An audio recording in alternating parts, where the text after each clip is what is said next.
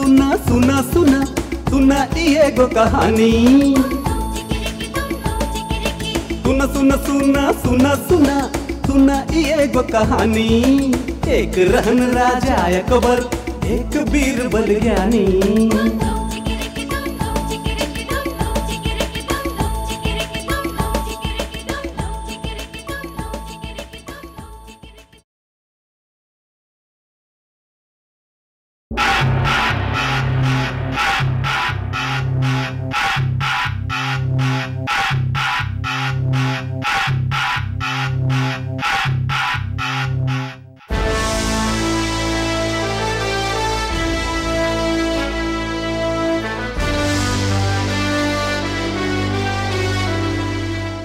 बोला के हवा तू हमरा से का चाहता रहा? जहापना हमार नाम सैफ अली है, हम एक किसान हैं। हाँ हाँ बोला। हम थोड़ा सा पैसा कमा के सीधा साधा जिंदगी जियत रहे। 6 महीना पहले तक हम अपना जोरू के साथ खुशी से जियत रहे, फिर वो चल बसल। इस सुन के अफसोस भइल। फिर का भइल? जोरू के गुजर गईला के बाद हम एकदम मायूस हो गईली। का करे कुछ समझ में ना आवत रहे। हमार कोनो औलाद नहीं के, ऐसे हम बिल्कुल अकेला महसूस करे लगली। और एक दिन हमके काजी अब्दुल्ला मिलने। सैफ अली तू इतना दुखी और मायूस काहे लगा तारा? वो तो जानते बानी काजी साहब, कुछ दिन पहले हमार जोरू चल बसल और अब हमके जिए का कोनो चाह नहीं खे। अरे अरे अरे तोरा ऐसे ना सोचे के चाहिए। खुदा के खुदाई कमाल है। तोरा ऐसे मायूस ना होके के चाहिए। तू सारा जिंदगी मेहनत कैला, काहे न तू कुछ दिन खातिर अजमेर चल जा। खुदा के फजल से तोरा जिए के एगो नया मकसद मिल जाई। जी काजी साहब, रुआ ठीक कहत हैं, हमरा यह करे के चाही। हम अजमेर चल जाए, फिर ख्वाजा के दरबार में ही हमरा जिए का नया मकसद मिल जाए। शुक्रिया काजी साहब।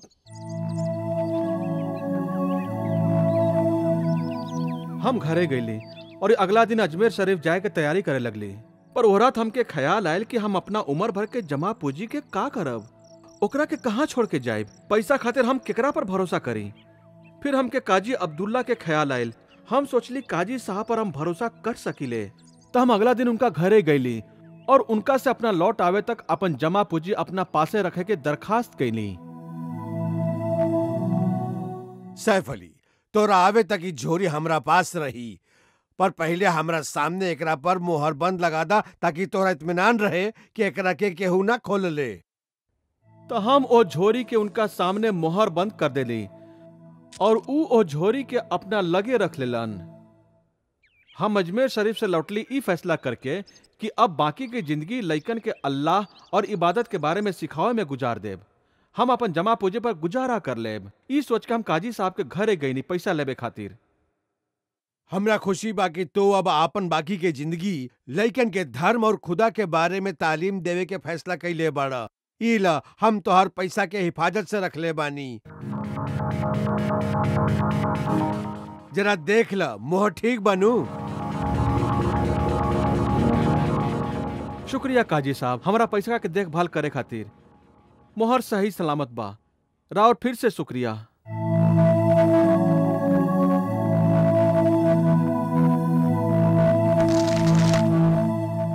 ओह या खुदा, ये कैसे हो सकेला? हमार सोना के सिक्का कहाँ गइल?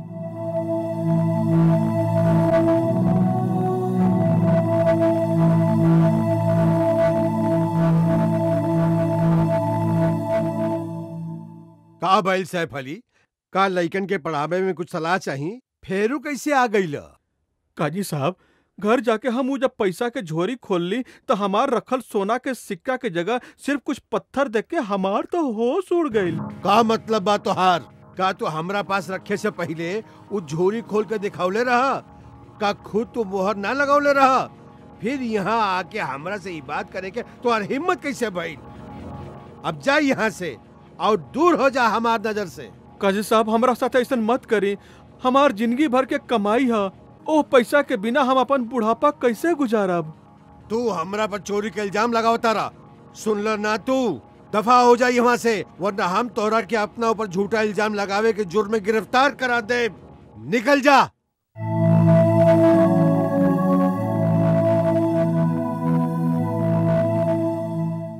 रउआ लगे आवे के अलावा हमरा लगे और कोनो चारा ना रहे हुजूर।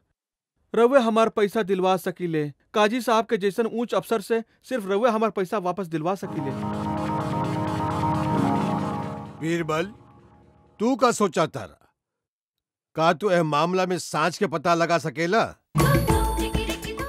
हुजूर, हम कुछ और जानल चाहब। का तोहरा लगे वो झोरी बा? जी, इली।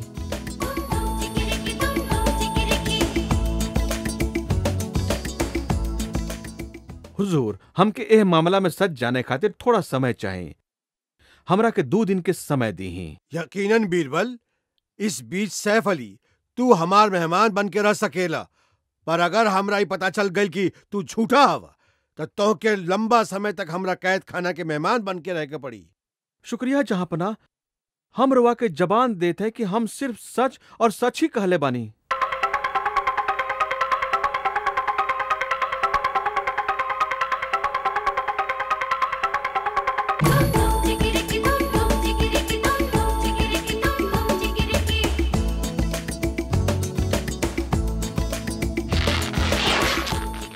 सेवक राम। जी जनाब। सेवक राम, ई हमार पसंदीदा पोशाक में से एक है, थोड़ा फट गइल बा। तू शहर के सबसे अच्छा दर्जी के पता लगा सकेला जेकरा के रफू कर सके, और रफू ऐसा होके के चाहे कि पोशाक सी भी जाए और ओकर सिलाई भी ना दिखे।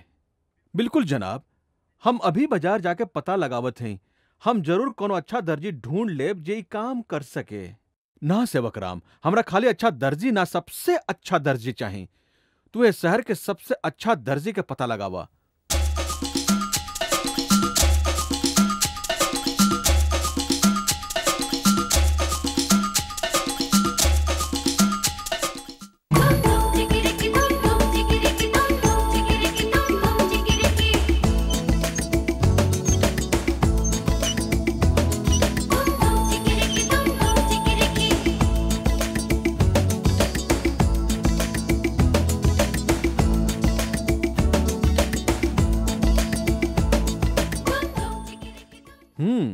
बहुत बढ़िया।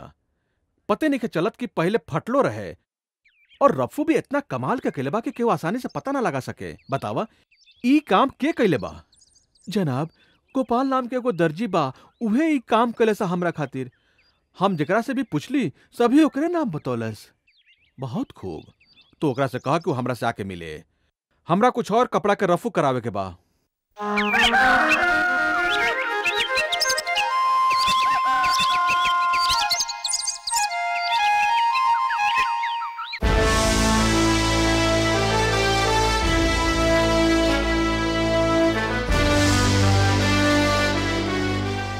बीरबल, का तू सैफ अली के मामला में सच के पता लगा लेला कि कुछ और वक्त चाहिए?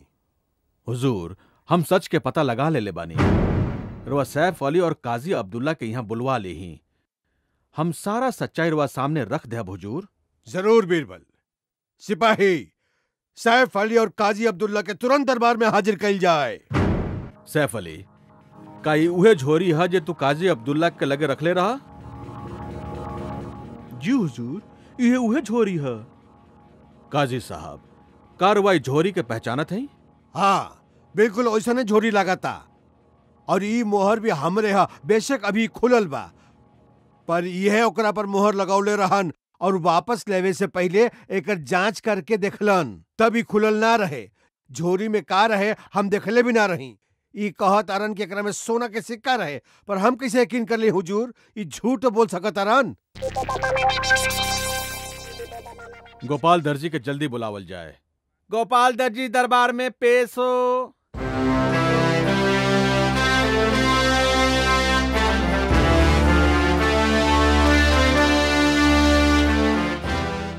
हमरा के बतावा गोपाल, का तू हाल ही में काजी अब्दुल्ला के कोनो काम कैला है? जी जहांपना, काजी अब्दुल्ला हमरा से अपन पैसा के एगो झोरी रफू करवलन हा जे फाट गइल रहे। हुजूर, काजी अब्दुल्ला के सजा मिले के चाहे, काहे कि सैफ अली के झोरी के काट के ओकरा में से पैसा निकाल लेलन, फिर ओकरा में पैसा के जगह पर पत्थर रख के गोपाल से रफू करे के कहलन। झूठा और धोखेबाज हवन। जहांपना, हमरा के माफ कर दही। हम लालची हो गए रही, हम दोबारा ऐसी गलती ना करब। हमरा के आपकी बार माफ कर दही। इतना बड़ा ओहदा पर रख के तू ऐसन घटिया हरकत कैसे कर सकेला? लोग तोरा से सलाह और मदद की उम्मीद रखेला और तू धोखेबाजी कर तारा ना। तोरा के माफ ना कल जा सके। हम तोरा के 1 साल कैद की सजा देते हई। सिपाही बंद कर दे एकरा के कैद खाना में।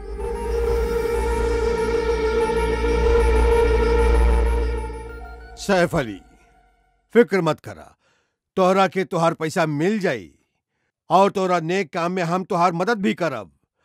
हम तोरा खातिर एगो मदरसा बनवा देब जहां तू लइकन के मजहबी तालीम दे सका। जा, खुदा खैर करे। शुक्रिया जहांपना, शुक्रिया राजा बीरबल।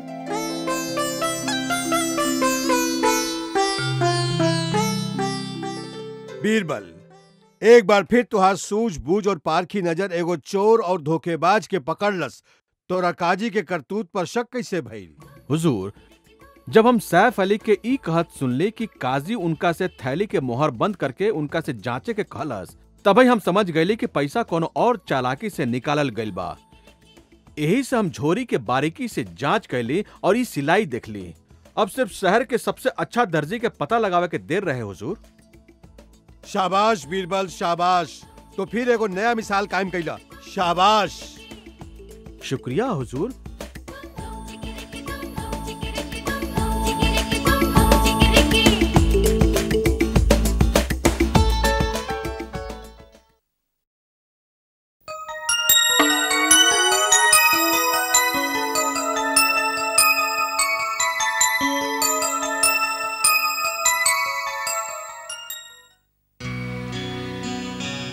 बीरबल के प्रकृति से बहुत प्रेम रहे और वो अपन ज्यादातर वक्त बाहर खुला हवा में बितावत रहन।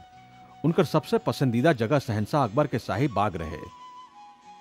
यह शाही बाग के देखभाल एगो मीर नाम के माली करत रहे। वो एगो शांत इंसान रहे जौन सीधा साधा जिंदगी जियत रहे। वो अपना और अपना बाग में खुश रहे। बीरबल और मीर अक्सर बाग के पेड़ पौधन, फूल और फलन के बारे में दिलचस्प बात करत रहे लोग। बीरबल मीर के साथे अच्छा सलूक करत रहन और मीर भी बीरबल के काफी पसंद करत रहन। एक दिन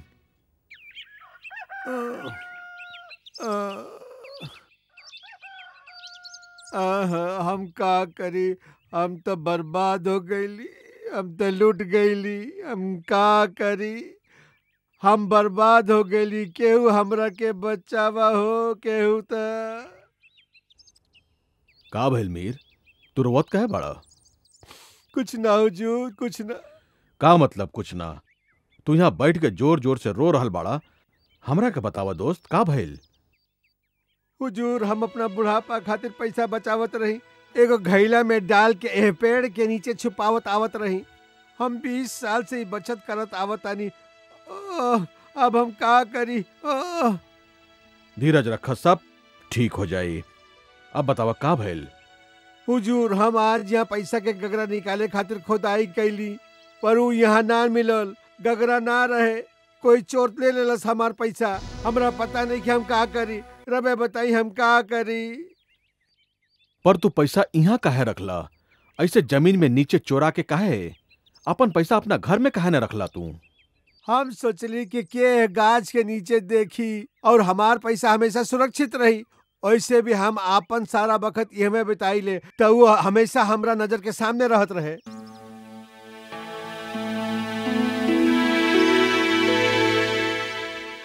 अगर ऐसन बा तो जेकरा के तू बतौले होखबा चोर उहे बा।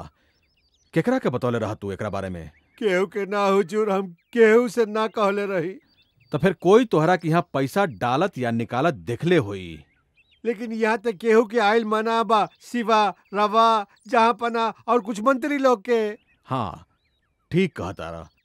हमरा के वक्त दा, हम वादा करत ही तोहरा से पैसा खोज लेब हम। अब घबरा मत, जाके आराम करा।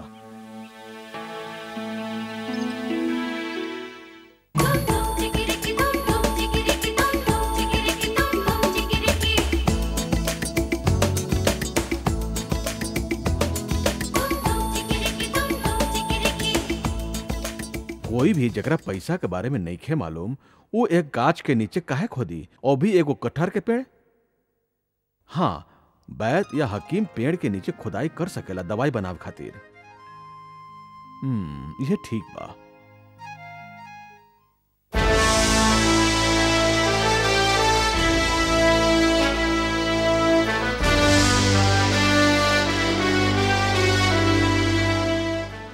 तो हुजूर, यह मंत्री साहिब बा के इस्तेमाल करलन, हम उनका से कुछ सवाल पूछना चाहते हैं। जरूर, अगर ये तोहरा के चोर के पकड़े में मदद करे तो पूछा। का रउआ लोग में से कोई भी हाल में बीमार रहे, भाग कोनो कारण से कोनो दवाई की जरूरत पड़ल रहे?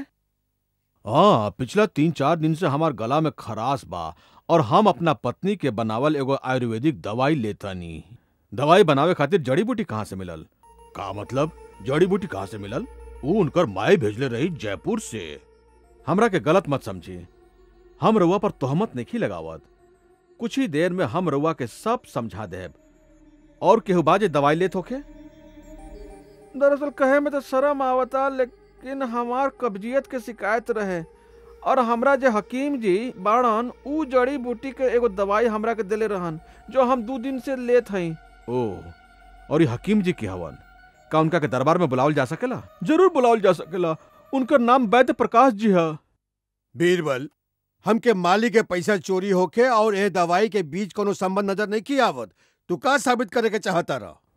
हुजूर, हमरा के बस कुछ मोहलत और दी और धीरज रखी, हम रुआ के सब समझा दे। अब ठीक बा बीरबल, कार्रवाई जारी रखा। वैद्य प्रसाद के हाजिर कइल जाए।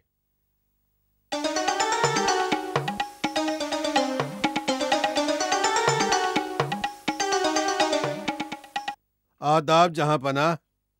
आदाब। तोरा के यहाँ बीरबल बोलौलन हा, हम ना। वो तोरा से कुछ सवाल कइल चाहता रन। वैद्य जी, हम कब से बहुत परेशान बानी और हम दरबार में बात करत रही त राज सिंह जी रउआ से मिले के सुझाव दिलन। रउआ उनका खातिर एगो दवाई बनवले बानी जेकरा से उनकर हाजमा ठीक हो गइल बा। ओ जी जरूर, हम रवा खातिर भी दवाई बना देब। और यकीन मानी, अगला 2 दिन में राउर समस्या हमेशा खातिर खत्म हो जाई।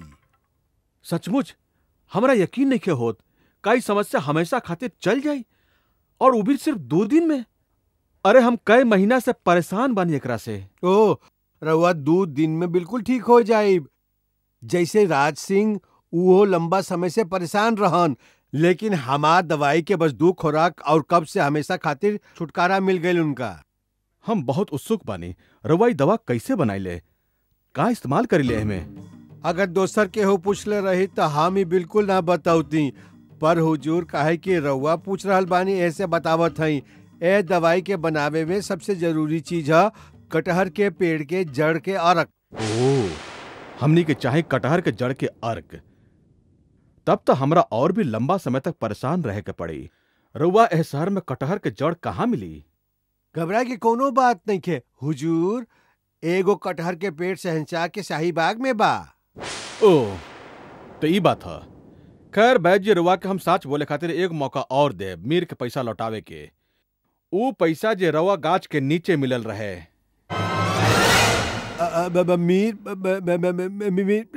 जी जी जी जी जी जी हुजूर, हमरा के माफ करी।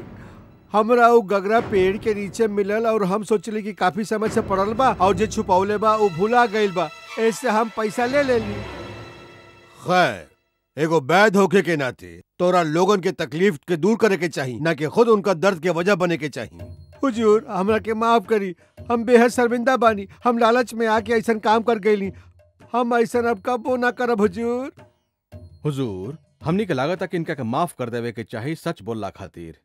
ठीक बा, अगर तोरा ऐसा लागत आता। हुजूर, अब हमरा मीर के बुला के ई खुशखबरी सुनावे के चाहिए। जरूर बीरबल, जरूर। मीर दरबार में पेश हो।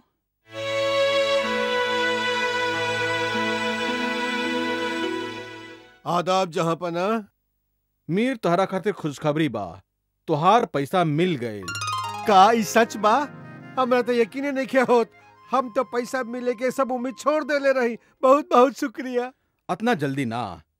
ओ गगरा में कितना पैसा रहे? जनाब, ओकरा में 75 गो सोना के सरफी रहे। मीर तोहके तोहार पैसा मिल जाई, लेकिन 10 असरफी कम मिली तोहरा बेवकूफी के चलते जे तू पैसा ऐसन जगह छिपौला। ई 10 असरफी वैद्य जी के सच बोले खातिर इनाम दियाई। बीरबल, बहुत खूब। कमाल के इंसाफ कैला तू। हमके फक्र बा तोहरा पर, लेकिन हमरा के ई बतावा आखिर तोरा एगो बैद के बात कैसे सूझल?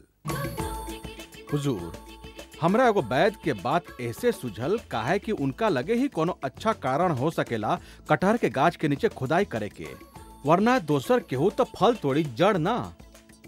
बहुत खूब, शाबाश बीरबल, शाबाश। शुक्रिया जहांपना, शुक्रिया। शुक्रिया जहांपना, शुक्रिया।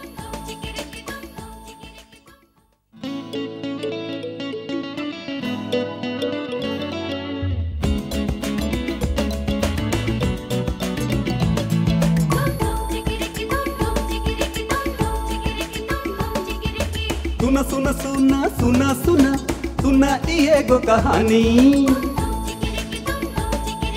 सुना सुना सुना सुना सुना सुना ये गो कहानी। एक रहन राजा अकबर, एक बीरबल ज्ञानी।